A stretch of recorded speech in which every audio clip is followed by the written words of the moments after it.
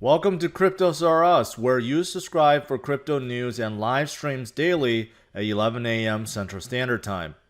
So it turns out the rumors or FUD Brian Armstrong signaled a few weeks ago caught the eye of some congressmen and congresswomen, and they are telling Treasury Mnuchin to back off.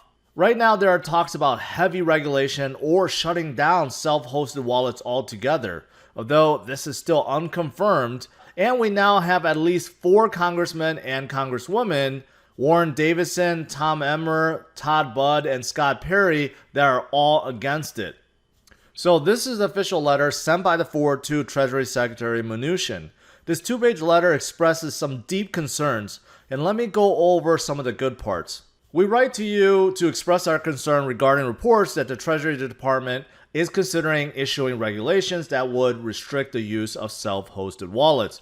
We request that the department consult with Congress and industry stakeholders before taking any decisive action. That sounds like to me the 4 is letting Mnuchin know, hey, we're watching you, don't make any haste decisions right now. The next section talks about how a company or exchange, if they have to determine the owner of all self-hosted wallets, it would be a disaster. To quote, it would hinder American leadership and preclude meaningful participation in the technological innovation currently underway throughout the global financial system. Yes, they have that right. Other countries are definitely moving forward. The United States do not want to be held back by this silly rule. To continue, the contemplated regulation would not meaningfully support law enforcement, while it would raise privacy concerns and place impractical regulatory burdens on digital asset users and companies. That is true. Yes, this wouldn't actually really stop anything. It wouldn't be stopping illicit actors, and this would actually raise privacy concerns. So again, very good point.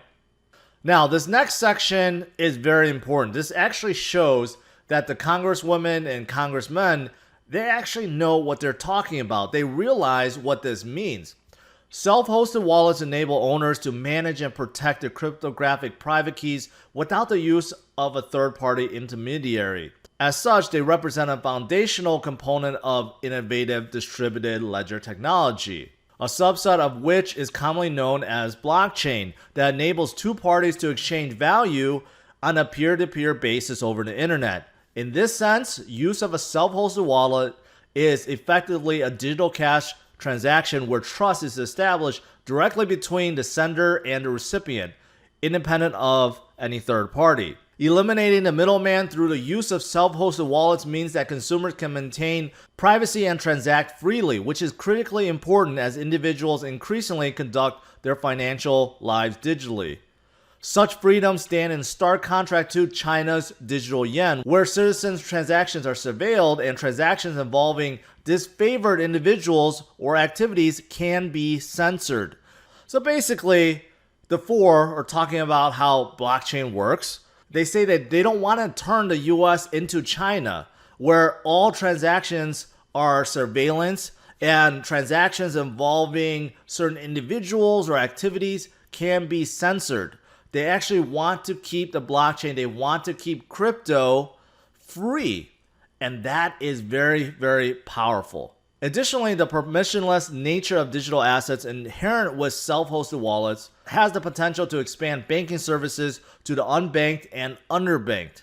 That is also very true. There's a lot of nations out there, and there's people in the US, surprisingly, that still does not have a bank account. And there's places around the world where it's very hard to get a bank account. And that is where crypto and self-hosted wallets takes that place. You could basically give anyone a phone, and there are countries where users have more phones than bank accounts. You can simply give them a phone, give them a wallet on that phone, and they can be their own bank. While law enforcement officials may understandably suspect that private transactions between 2 parties may be exploited for illicit purposes, the reality is that this same vulnerability exists with cash.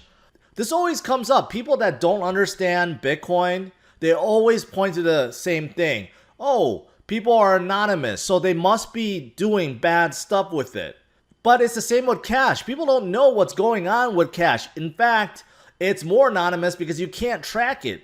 There are a lot of illegal activities going on around the world with USD, and no one knows about it. Further, many people already have self-hosted wallets as they are currently legal, lawfully used, and being rapidly adopted. A regulation, such as is being reported, could effectively make these individuals criminals. What would happen to their assets? That's a good point. If you're using a hardware wallet, a mobile wallet, a desktop wallet, you know what? They're all self-hosted wallets. And most of you guys are staying within legal bounds, right? So what would happen if all of a sudden you guys all were declared criminals? What would happen to your assets? That would be very, very bad. Now, lastly, this is also important. Rather than restrict, we are hopeful that protecting legal, private, and peer-to-peer transactions would guide any proposals from the department related to the digital asset space. So what that means is they're looking for laws and regulations not to restrict, but for innovation. They want to see more innovation. They don't want to see laws actually hinder it. They want to see laws protect it. Wow, pretty amazing stuff. As part of this consultation with Congress, we request that the department provide details regarding any proposals currently under consideration and an explanation to its rationale. Thank you for your attention to this matter. So basically, they're telling Mnuchin, if this is true, this is why it's bad. And if this is true, tell us what's going on and why you want to propose this.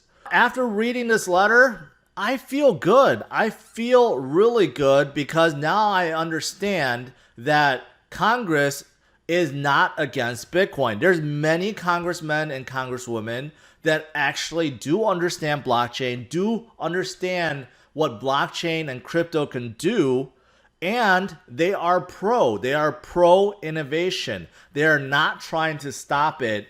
And as we move forward, as Bitcoin continues forward, and as other altcoins and crypto and blockchain and dApps and everything else moves forward, this is very positive. It shows that the United States is going the right direction and they don't want to fall behind other countries.